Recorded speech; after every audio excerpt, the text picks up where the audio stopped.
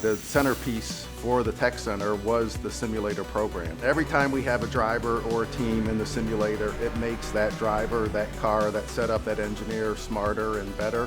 When you're at Road America in the real, trying to test going flat has huge repercussions, right? So that's why this is so cool, because the dynamics of the car are the same in here as they are on the track. You can make that adjustment. You can turn a little later, you can turn a little earlier, you can keep trying it flat and drive off in the grass, and it'll help you. And so, I mean, that's what comes to mind first to me is when I go to Road America now after spending all this time today, I kind of know that point where I can have a shot at making the corner flat.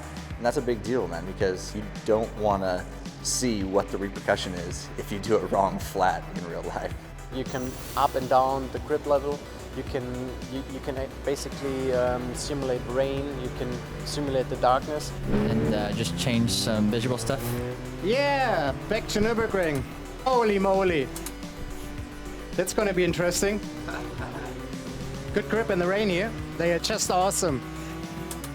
Super low grip, but the driver makes it up. Okay, that's enough. Shut him down. Need some corner lights here. Thank you. Whoa, whoa, whoa, whoa. Holy moly. You gone. I'm going. Today we were having a good time watching who could do the lap, and it's always that last guy in gets that last shot to throw down. It's always a challenge. You know, I know what he did right now, and when I'm going back on the sim, I want to beat that time, that's for sure. We make a lot more adjustments here than we do at the racetrack because it's quite a bit faster to do here. It's more consistent. The driver might be, okay, it's a little bit better here, a little bit worse here. Okay, well, let's go back. And it's very easy to just go back to the setup before.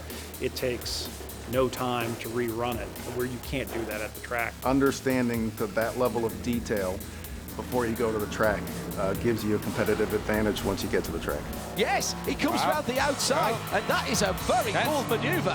When you get here, you feel like you're dropping right in like you've already been here for a while. We did some bar changes on the simulator, some damper stuff, and all that stuff seemed to work here also. We had like a special setup for, there's a bump going up the hill into 6, where the rear gets slide over the bumps. That specific setting worked there perfectly. So it's definitely working. It's the battle for second in GT Le Mans.